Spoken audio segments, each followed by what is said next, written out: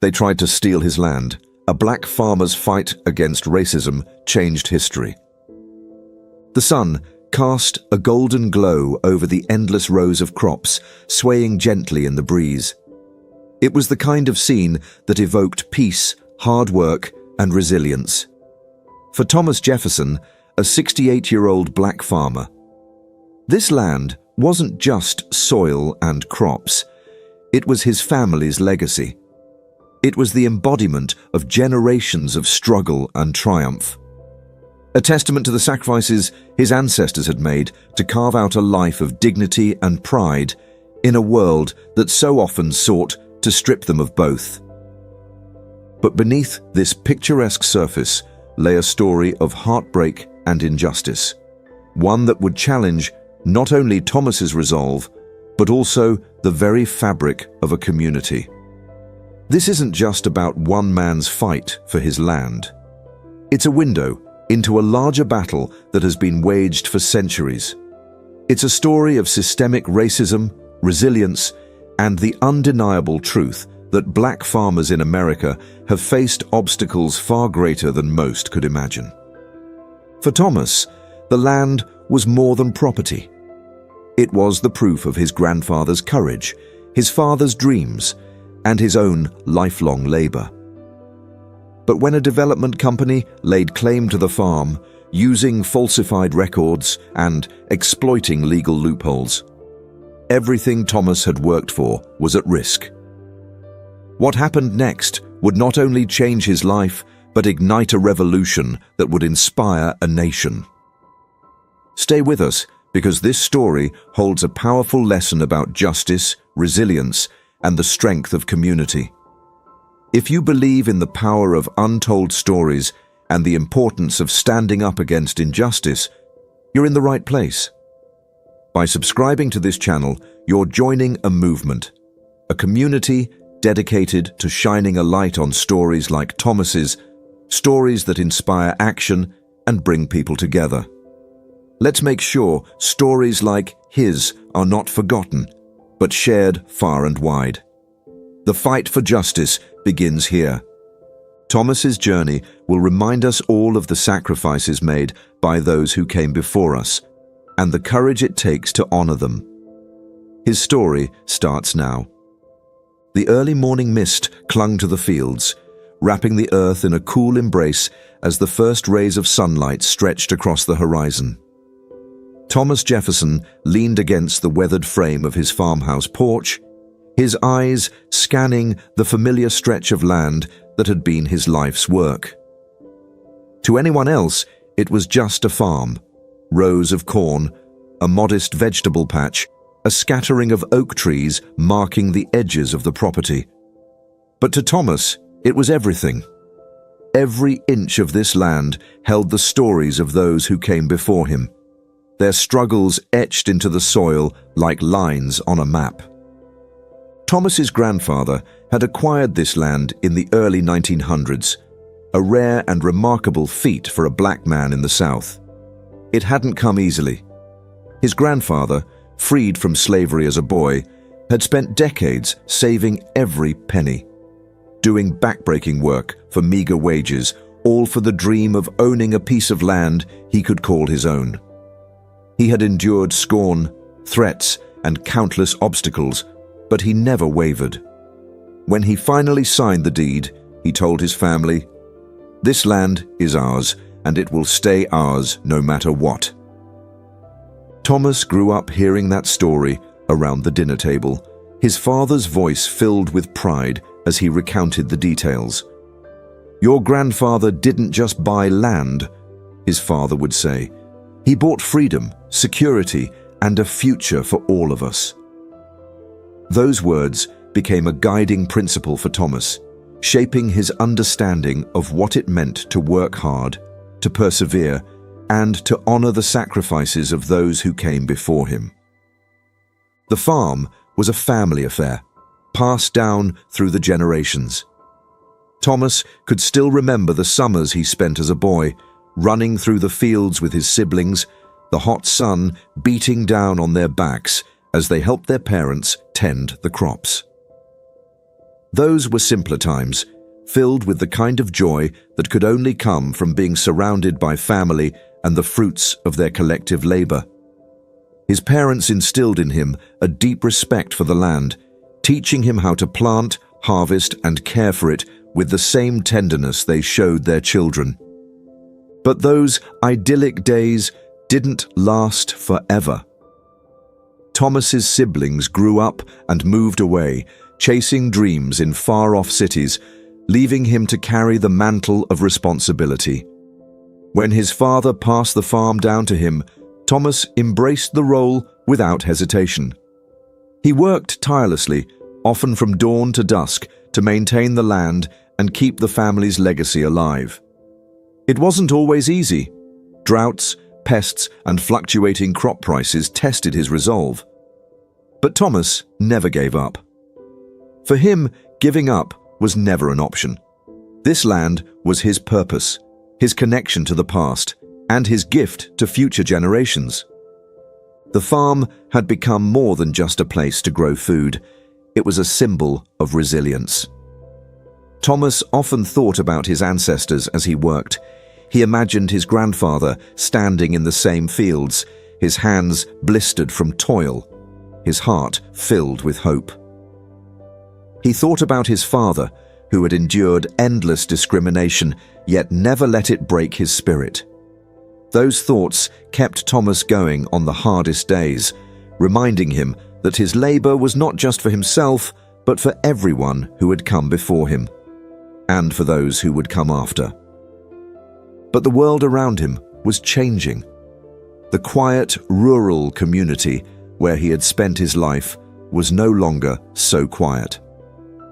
Developers had begun buying up nearby farmland, turning it into luxury housing developments that catered to city transplants looking for a piece of country living.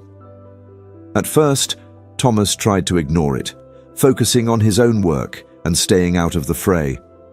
But as more and more farmland disappeared, he began to feel uneasy. The landscape that had been his home for decades was transforming, and he couldn't shake the feeling that his own farm might be next. That feeling turned into reality one crisp autumn morning when a letter arrived in his mailbox. The envelope was plain, with no return address, but the contents sent a chill through Thomas's entire body. It was a notice from a development company claiming that the land his family had owned for generations did not legally belong to him. According to their records, an obscure clause from nearly a century ago invalidated his family's claim, and the company was prepared to take legal action to seize the property. Thomas stared at the letter in disbelief, his hands trembling. It didn't make sense. His grandfather had bought the land outright, fair and square. The deed had been passed down through the family, and Thomas had always paid his taxes on it. How could anyone question his ownership? The more he read, the angrier he became. The letter was filled with legal jargon and veiled threats, offering him a pitifully low sum of money to vacate the property immediately. It was clear that the company didn't expect him to fight back. They assumed he would be too old, too tired, too poor to resist. But Thomas wasn't about to roll over. This wasn't just land. This was his family's blood, sweat, and tears. This was their legacy, and he wasn't going to let anyone take it away from him. He folded the letter carefully and placed it on the kitchen table, his mind already racing with questions. How could this happen? Who could he turn to for help? And most importantly, what would his grandfather do if he were in Thomas's shoes? As the day wore on, Thomas's frustration grew. He visited the courthouse to review the records, only to find that crucial documents proving his family's ownership were missing. The clerk, a young white woman, avoided his gaze as she explained that there was nothing she could do. It was clear to Thomas that this wasn't just a bureaucratic error. This was something bigger, something darker. Determined to get to the bottom of it, Thomas reached out to Rachel Green, a lawyer known for her work on land disputes and civil rights cases. Rachel listened intently as Thomas told his story, her expression shifting from curiosity to anger as he described the situation. She agreed to take the case, warning Thomas that it wouldn't be easy. The development company was powerful, with deep pockets and connections in high places. But Rachel was undeterred. "They're counting on you to give up," she told Thomas. "Let's prove them wrong." As Rachel began investigating the case, she uncovered a disturbing pattern. Thomas's situation wasn't unique. Over the years, countless black farmers in the area had been pushed off their land through similar tactics. Missing documents, fabricated claims, and legal loopholes that favored the wealthy and powerful. The more Rachel dug, the clearer it became that this wasn't just about Thomas's farm. This was part of a larger, systemic effort to strip black farmers of their land and erase their legacies. For Thomas, the fight was about more than just keeping his farm. It was about standing up for his family, his community, and the countless others who had been wronged. As he prepared to face the biggest battle of his life, he thought about his grandfather's words. "This land is ours, and it will stay ours, no matter what." Thomas wasn't going to let that promise be broken. Not now, not ever. Thomas sat in his modest kitchen, the weight of the situation pressing heavily on his shoulders. The farm, the land that had defined his family's legacy for generations, was now at risk of being stolen. As Rachel Green, the determined lawyer he had contacted, began her investigation, Thomas couldn't help but feel a mixture of hope and unease. He had never placed much faith in the legal system. It was a system that, time and time again, had failed people who looked like him. But Rachel's fierce determination gave him a glimmer of hope. Rachel wasted no time diving into the case. She pored over courthouse records, interviewed locals, and sifted through archives in search of proof that Thomas's family rightfully owned the land. She discovered troubling inconsistencies in the development company's claims.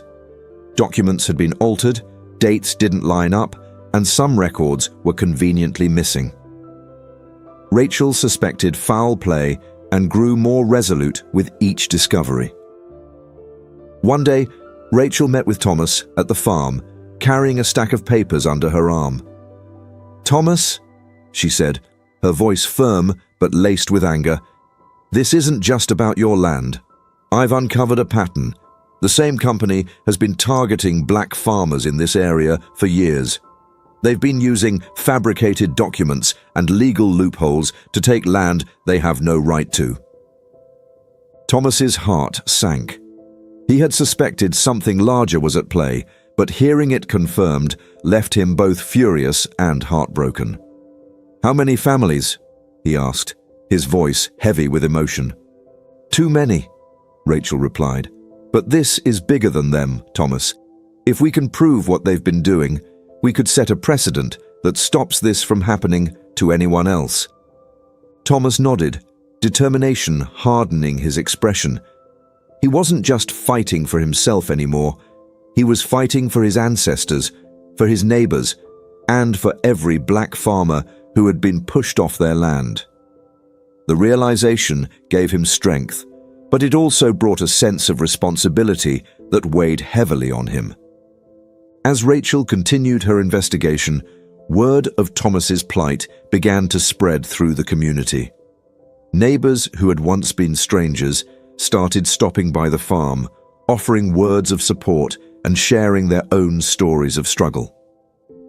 Some spoke of relatives who had lost their land in similar ways, their voices tinged with bitterness and regret. Others brought food, tools, and even offers to help work the fields, knowing that every day of uncertainty made it harder for Thomas to maintain the farm. It was during one of these visits that an elderly man named Isaiah Carter came to the farm. Isaiah, a former neighbor of Thomas's grandfather, carried a battered leather satchel filled with old papers. "Thomas," he said, his voice gravelly but warm, "your grandfather and my father used to trade crops. I kept some of the receipts they exchanged back in the day. I thought they might help." Thomas opened the satchel and felt a lump form in his throat. Inside were yellowed documents that bore his grandfather's signature, alongside dates and transactions that aligned with the farm's history. These papers, though not definitive proof of ownership, added another piece to the puzzle, and they spoke to the deep roots the Jefferson family had in the community. Rachel's growing collection of evidence began to paint a damning picture of the development company. She discovered testimonies from other farmers who had been targeted, along with internal memos from the company that hinted at deliberate efforts to exploit vulnerable landowners. The case was becoming stronger by the day, but Rachel knew it wasn't enough to win in court. They needed something undeniable, something that couldn't be dismissed or buried by legal maneuvering. Meanwhile, Thomas continued to fight in his own way. Every morning, he woke up before sunrise, tending to the farm as he always had. The work gave him a sense of purpose, a reminder of why he was fighting so hard to keep the land. But there were moments when doubt crept in. At night, as he sat alone in the quiet farmhouse, memories of his grandfather and father filled his mind. He thought about the sacrifices they had made, the hardships they had endured, and the pride they took in owning this land. "I can't let them down," he whispered to himself, his voice steady despite the tears in his eyes.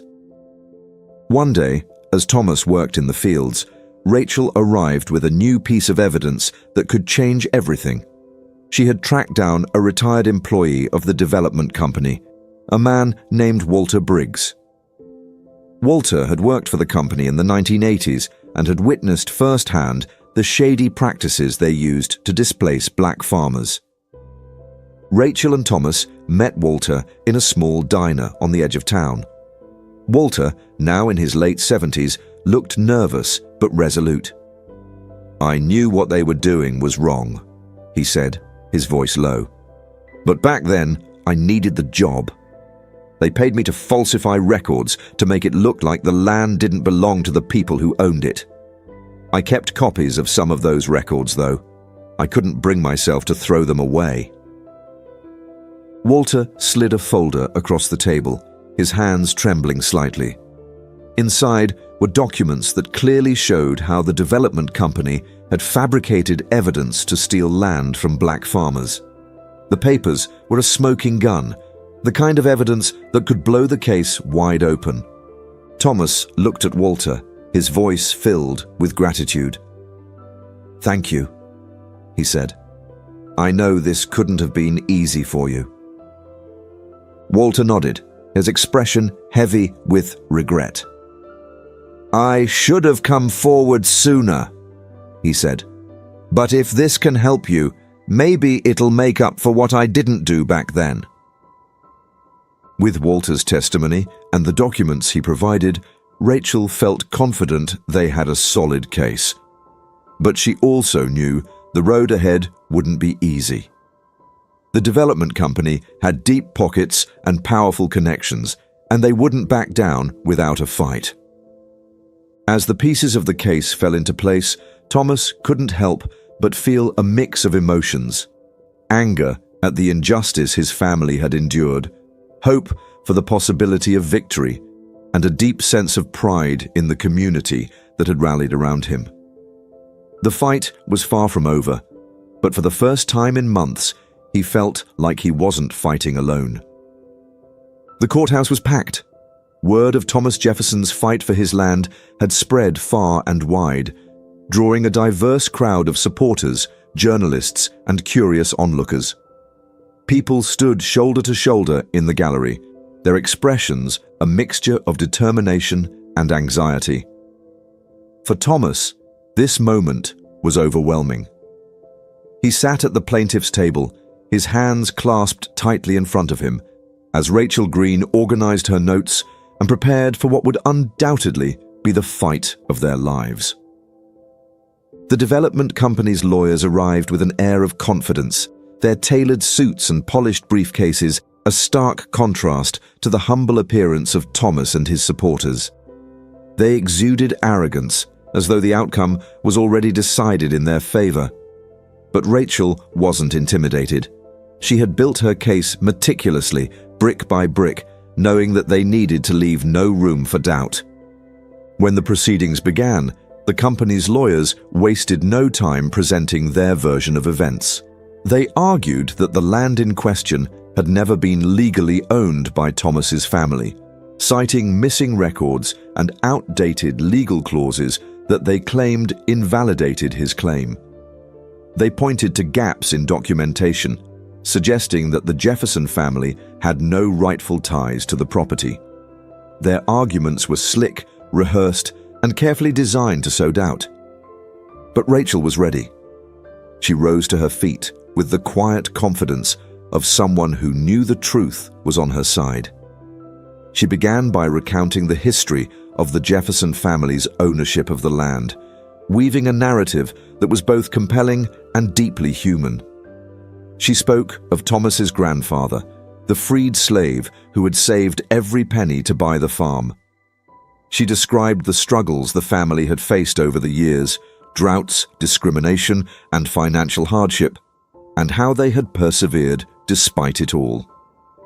As Rachel presented her evidence, the courtroom fell silent.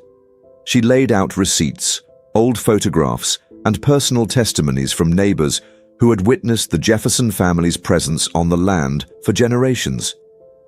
Each piece of evidence painted a vivid picture of a family whose connection to the farm was undeniable. But the turning point came when she called Walter Briggs to the stand. Walter, the retired employee of the development company, shuffled to the witness stand with a mixture of nervousness and resolve. His testimony was damning. He spoke of how he had been ordered to alter records, destroy key documents, and create false evidence to make it appear as though black farmers didn't own the land they had worked for decades. Walter's voice cracked as he confessed his role in the scheme, but he held his ground, determined to make amends.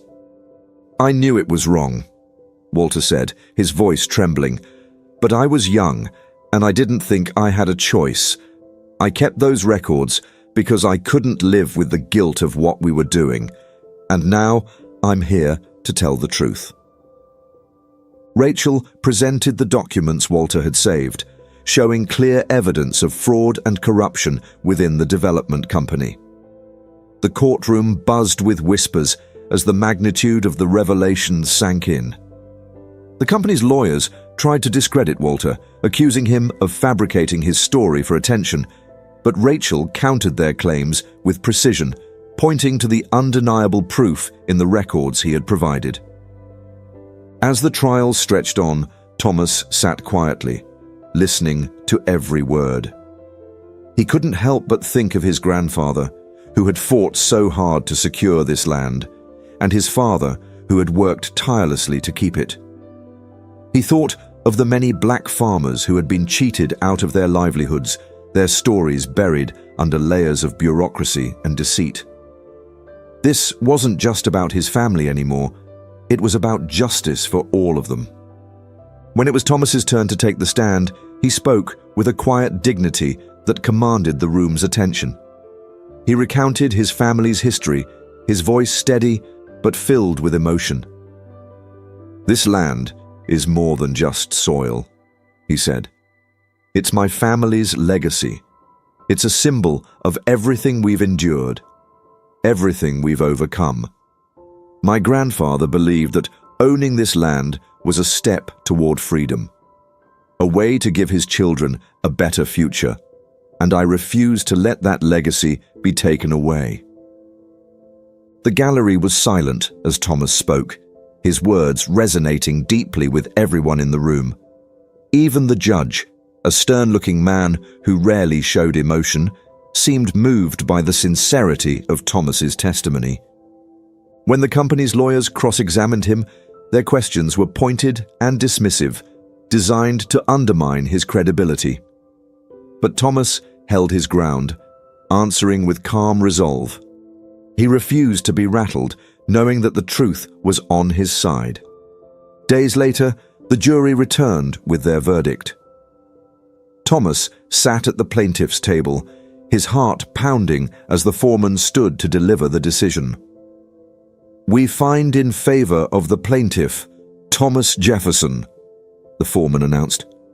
"The land in question is rightfully his." The room erupted in applause and cheers. Thomas felt tears stream down his face as Rachel squeezed his hand in triumph. The weight that had been pressing on his shoulders for months seemed to lift, replaced by an overwhelming sense of relief and gratitude. For the first time in a long time, he felt like justice had been served. But the victory didn't stop there. The evidence presented during the trial exposed a broader pattern of corruption within the development company, sparking a larger investigation. Activists and community leaders seized the momentum, using Thomas's case as a rallying cry for land rights and racial justice. The fight was far from over, but this was a monumental step forward. As Thomas walked out of the courthouse that day, surrounded by supporters, he felt a deep sense of pride. He had honored his ancestors, protected his family's legacy, and inspired a movement. And in that moment, he knew that their sacrifices had not been in vain. As the dust settled after the trial, Thomas Jefferson returned to his farm, the land that had been at the center of so much pain and triumph. The fields stretched out before him, golden in the afternoon sunlight, and for the first time in months, they looked like home again. He stood at the edge of the property, taking a deep breath and letting the familiar sense of soil and crops fill his lungs. It was a moment of peace, but also reflection. The farm was his again, not just in the legal sense, but in the deepest sense of belonging. It was proof of his family's resilience, a tangible reminder of the generations that had come before him. As he walked through the rows of corn, he thought about his grandfather and father, imagining their pride. They had fought so hard for this land, endured so much to hold on to it, and now their legacy was secure. But Thomas also knew this fight wasn't just for his family. It was for every black farmer who had been wronged, every voice that had been silenced, and every story that had been erased. News of Thomas's victory spread like wildfire. Local newspapers carried headlines about the landmark case, and national media began to take notice. His story became a symbol of hope and resistance, a testament to the power of standing up against injustice. Activists and legal experts used the case as a rallying cry, pushing for broader reforms to protect black landowners from similar injustices. Town hall meetings were held, petitions were circulated, and discussions about systemic racism in land ownership began to take root in communities across the country. But the impact wasn't just on a national level. In Thomas's own community, something remarkable began to happen. People who had once passed each other without a word now stopped to talk, sharing their own stories and offering support. Farmers who had faced similar struggles came forward, inspired by Thomas's courage to seek justice for themselves. Neighbors who had been strangers became allies, and the farm itself became a gathering place for connection and change.